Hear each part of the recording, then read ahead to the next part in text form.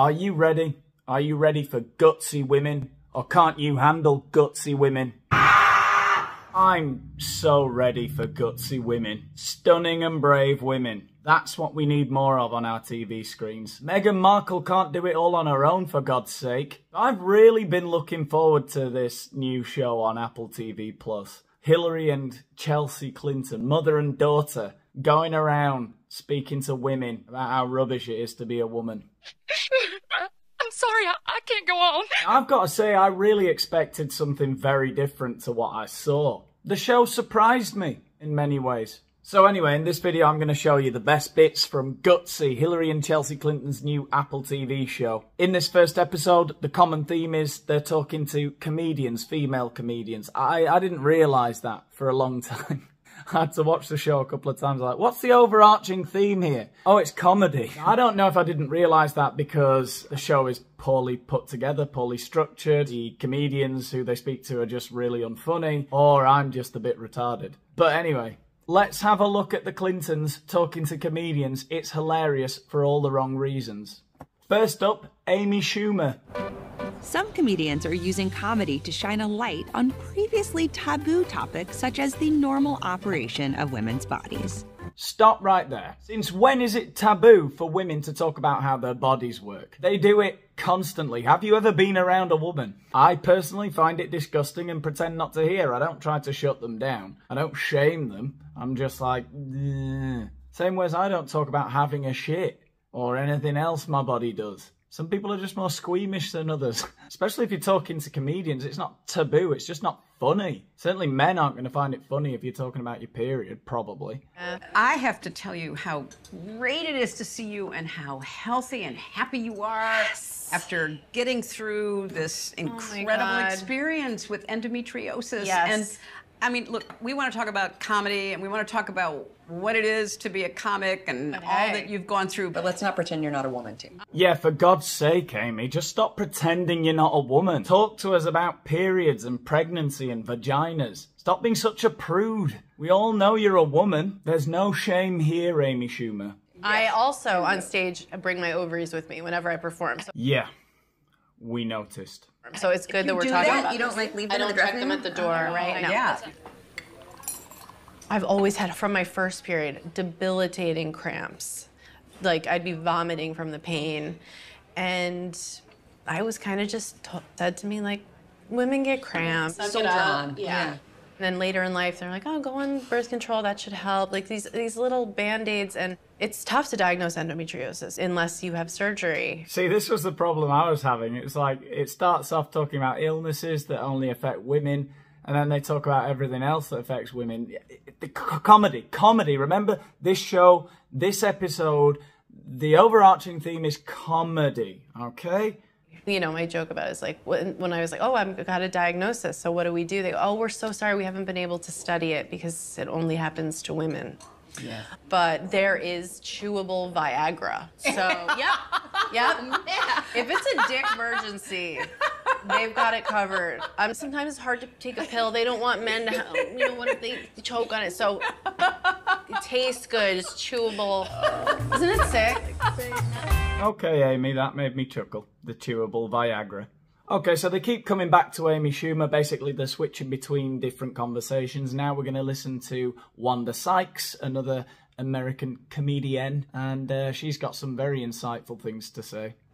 Oh my gosh, Wanda. I'll tell you something you did that I thought was really wonderful, and that's when you talked about what it's like to be postmenopausal. Oh, yes. Because nobody talks about it. Again, how far back are we going? Nobody talked about it. Nobody talks about it. Women definitely talk about being postmenopausal all the time.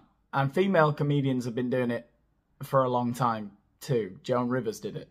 You're living in the body you had for, 40, 50 years, and all of a sudden it's like out of your control. Right. You named your belly, I think. It's Esther. Esther. Roll. Again, I'm sorry, I'm a bit squeamish, and somebody sort of patting their fat stomach and saying I named my belly. I called it Esther Roll. Makes me cringe. I wince when I hear that and see that. I'm sorry. I don't hate those people. It's just I don't find it funny. I'm not going to laugh. I'm just going to... Mr. Roll. She's near and dear to you. I know that. She is, yeah. She called it she. It's got a life of its own. I knew what I was experiencing, and it's like, there should be a whole conversation about this. I think what really hit me is when I went to my doctor, and I was like, these hot flashes are unbearable. I'm trying to work, and all of a sudden I have to shut down filming for a minute because I'm like sweating like crazy. You have to give me something. And then she said, okay, well, right now they're giving like a Xanax or something. But it says a lot about women's health care and how they value us if the only thing that they can come up with is like, these bitches are crazy pills. We're back to the hysterical woman trope. Exactly. As a comedian, you can sort of pierce the darkness and say, you know what, we're going to talk about it. That helps women not to feel alone. And I'd love for you to do more on that. I will, because I'm still going through it. The best and cringiest of Wanda Sykes is still to come later in this video. But I'm going to have to disagree with Hillary there. I hope she doesn't do any more material on menopause. She personifies her role of flab. Actually, before we leave Wanda Sykes, there is one more unintentionally, I think, hilarious moment from Chelsea. Okay, let's bowl a little. Let's get like a bowling name. A bowling name? Yeah. I'm going to go with Sprinkles. Storm. I like the weather. I'll be Whisper. Quiet, but potentially deadly. Okay, the Whisper, okay. See, I don't know if that is Chelsea being self-aware there, calling her mum quiet but potentially deadly. It is a strange one to own. Let's just own the fact that everyone thinks you've killed a load of people. Anyway, here's Amy Schumer again. When I told somebody that I was going to see you today, the response was, I admire her so much for being so honest about how difficult pregnancy can be. I'm sure professional comedian Amy Schumer was delighted to hear that when people say they're going to meet her, that they admire her for talking so candidly about the difficulties of pregnancy, rather than say, oh my God, she's hilarious. In movies, you just see a woman pee on a stick, and then she's like in overalls painting a barn, like, you know, like laughing, like so happy, and that's it. And then in my experience, like a living hell. Now, you might not like the fact that I am using stills and I can't show you actual clips from the show, but believe me, you are the privileged ones in this case. Because what you're about to see is Amy's living hell, and she makes it our living hell by showing a montage of her vomiting in a number of different settings. Hilarious!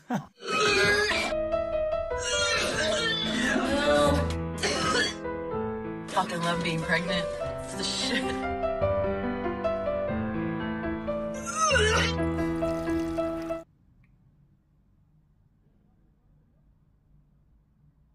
Now, what happens is unfortunate for the producers of this show, and for Hillary and for Chelsea, because an old white man 100% steals the show. By far the most interesting person that they speak to in the whole show. This guy who runs a clown college in Paris, and he is amazing. Let's have a look. Paris is renowned as the home of clowning, and we came to meet with the master clown, Philippe Gaulier. Philippe's been training clowns for over 50 years. His students include Emma Thompson and Sacha Baron Cohen. It was a disaster. Nobody was laughing. This is the guy that should have a show. I would listen to him for hours. He's amazing. Disaster. Philippe, how did you come from a family of a pharmacist to end up as being one of the premier comedy clowning experts? People, they never know why someone is idiot and crazy in a family. And that was you? Yeah. This crazy old French clown is the first guy that's made me laugh on the show. Self-deprecation, that's a good start. Not talking about period pain and vomiting. No. Yeah, I was terribly bad boy. You were a bad boy. It's good to remember clown is a mistake. Yeah, A beautiful mistake. beautiful mistake. Many mistakes are not beautiful, but this one is beautiful. We'll hear more from that guy later, and it gets good. It gets hilarious. But for now, back to Amy Schumer. Not so hilarious. I did go through 10 years of being like majorly trolled. You won't be able to relate to this. No, not at all. Majorly trolled on the internet. And I just got so numb to it. Now, I'm not saying that people on the internet, particularly when you're very famous, don't get trolled, right? But it seems like that term is a little bit overused, and I think people use it sometimes so as not to accept or listen to criticism. They just call it, oh no, I'm being trolled, right? These are just misogynists, the people who are giving me bad ratings on my comedy specials and stuff like that. Objectively, I think I don't like Amy Schumer because I don't find her funny, right? And that doesn't mean I don't like her as a person. I'm just saying I don't find her particular brand of stand-up comedy funny. I don't. I've listened to enough of it to make that decision by myself. And I don't feel like now, for example, I'm trolling her. I'm making a couple of jokes about it, but, you know, I don't think this is trolling. Is this trolling? I don't think it is. I mean, what does she mean? I mean, oh, shut up. You had no right to be a funny woman.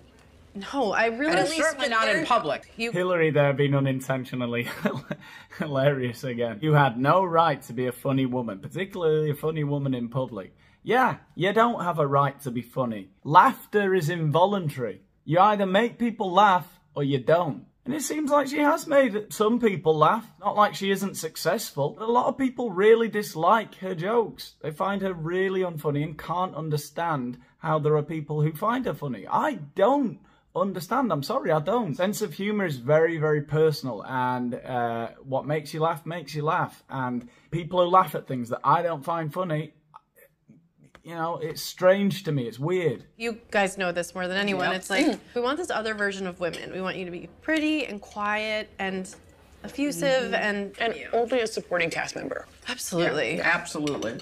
Lucille Ball had some quote, like, you're alone out there and there's no way to take it except for highly personally. Yeah, unfortunately, I mean, if you're a stand-up comedian, essentially you go out there and it's just you on a stage doing your thing and people don't like it, it is quite personal. You do have to take it personally to a degree. Not like you're not responsible for that, is it? And I don't think it's just because Amy's a woman. I don't think this level of trolling happens for other female comedians like Sarah Silverman or Whitney Cummings. Anyway, let's head back and check on Philippe. Philippe, what's the difference for a woman in comedy than a man in comedy? Can they do the same thing? Comedy is okay, but clown is more difficult. Yes. Because if you are a young boy, you come home, your costume is completely dirty, or your mother still loves you. Yeah. If you are a girl, it's not sure your father still loves you. So for a woman, it's more dangerous. I'm sorry it had to be the only old white man on the show who said anything poignant or insightful. But that is far more profound than anything anyone else has said so far. Why is that? We could go into a really deep discussion about that. But no, I just want to talk about the vaginas. To be idiot like for a man. And we can see when you teach, woman wants to be charming clown. But I knew some woman, the monster, fantastic, but not so many. I think I'm more of a monster.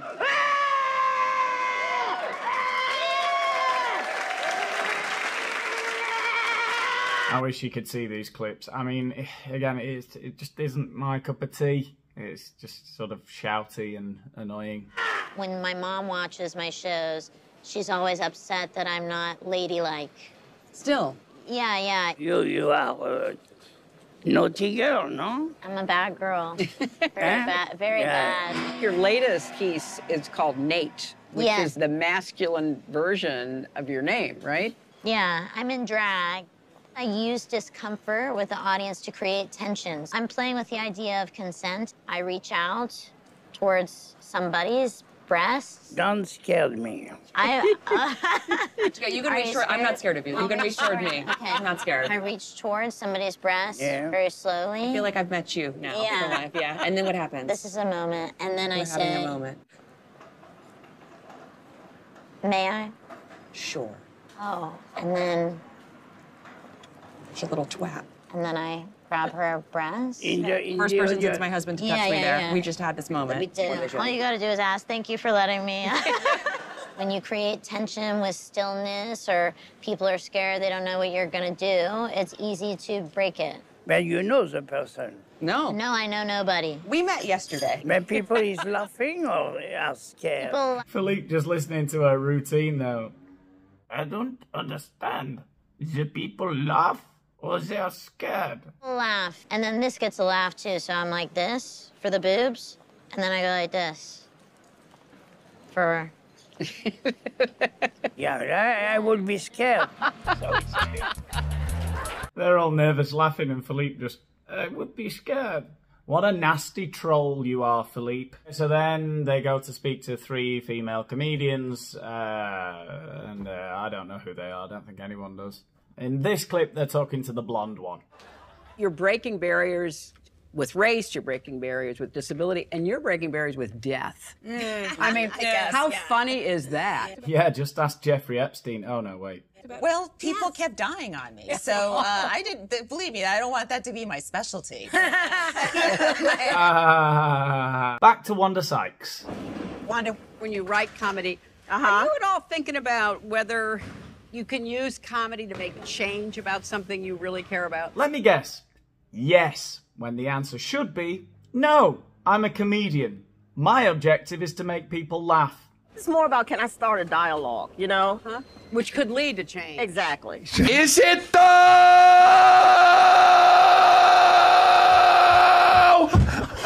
I believe that I'm going to say something and it's going to light bulb go off and people go, oh, she's right. It's just more about, let me think about that. Yeah. Yeah, that's what I look for in a stand-up comedian. I want to go away thinking about why it was funny. I don't want it to go off like a light bulb. I don't want it to be a reflex. I don't just want to be laughing because something clicks in my head as soon as they say it. Dots are joined and you go, oh my God, that's hilarious. No, no, no. I want to go away and think about the issues and I want to start a dialogue, right? And then I'll realise at some point later in the week, that was really funny, you know. I love that I can advocate for something through a joke, but people don't want to feel like they're being taught, so it's, you know, shaved carrots in the brownies. I mean, some stuff is just silly, like I'm talking on stage about how it's stupid to have a pet bird. That's not helping anybody. That's not saving a life. But then everything I say is trying to mostly make people, but women, laugh and feel better. I'm going to drink to that. Here you go, my dear. That's actually a good response from Amy. That is what a comedian should be doing. Yeah, maybe put a bit of your opinion in there, but you don't want it to turn into a big long rant. It's not a political rally. You don't want people cheering at your jokes because they agree with the message. Am I right? No, not according to these women. I like the idea of going in where I think there's potential backlash, you know, waiting for me. I think for American women, the best decade was the 70s. You know? Like 1974, we got the right to have a credit card in our own name. And a lot of people don't know that this is the reason we got that in 74 is in 73, we got the right to have an abortion. And women in 73 started having abortions and they were like, you know what? I'd like to start putting these on a card. How groundbreakingly, fiendishly hilarious. Talking about women's rights and abortion. Making light of abortion. We are already fighting enough battles just being women. I don't want to add anything else. If you don't get it, you don't get it. If I can't change it, I can't change it. Because guess what? For the most part, a lot of people who are ignorant on race or disability, they've been taught that. They got to unlearn that shit themselves. Wow, I bet she's a laugh down the pub. Hello? Here, kitty, kitty, kitty, kitty. Shit, he can grab me in the pussy because my pussy grab back, okay? He done put his hands down here, I been cook. I'd have crab walked that nigga all the way to the White House. You together with me now, nigga. We up 4 years. Because your vagina would grab Trump's hand, because he'd definitely try and grab your pussy. And you'd be latched onto his hand for the whole of his term as president. Yeah. I'm doing a lot of like Trump material, and there are places where I'm like, okay, maybe I shouldn't, you know, be doing it. Yeah. But it's also just fun. When I tell the crowd, I'm like, well, you know, we allow white men to be in spaces that they don't deserve. So this is how he became president, but everybody's shocked. Like, this is the first time you're identifying that a white man can do whatever he wants in this country. Hello, welcome to our world. Right, where have you been? Like, it's like also for like the black people that are in the audience that are like tired of all the shit. And it's like somebody's finally saying something to them without worrying about a barrier. Of course, when I tell white people about themselves, they get uncomfortable. Nah, sorry, you're wrong. I've heard lots of black comedians make jokes about white people. If it's funny, I'll laugh. I've literally laughed out loud at Dave Chappelle taking the piss out of white people on several occasions. I won't laugh, on the other hand, about your pussy grabbing Donald Trump's hand. It's not a joke. Listen to your delivery. Listen to how you're talking about it. And black people, they're fucking sick of that shit. And the white people, they're all uncomfortable. It's like, well, maybe you're just not funny. All right? If all the white people in the audience look a bit uncomfortable and all the black people just look, yeah, tired of that shit, maybe they're tired of your shit. Anyway, I'm going to end the video here with one final clip, which I think epitomizes this victim culture with female comedians, where they think that people don't like them because they're women. People don't like you as a comedian if you're not funny. It's gonna be okay. This is not the first time we've elected a racist, sexist, homophobic president. He ain't the first one. He's just the first confirmed one. We're at the Garden right after the election. You followed other comedians who were making jokes about Trump, and the audience responded to the others. Well, right? The straight white males who were making the jokes. You weren't making jokes. Maybe the straight white males didn't just get up and say, Trump is racist and homophobic and misogynistic. That isn't funny. That's not a joke. You were at a cancer benefit show, collecting money for charity for people with cancer, and you just started ranting about how the president was racist and homophobic. Know your audience. Have some self-awareness. Own your failings and shortcomings. For fuck's sake. The rant gets worse, by the way. I can't be bothered to put the rest of it in. I'm done now. I'm finished. I've lost brain cells making this video. I'm sure you have watching it. I will see you in the next one. Thanks for watching.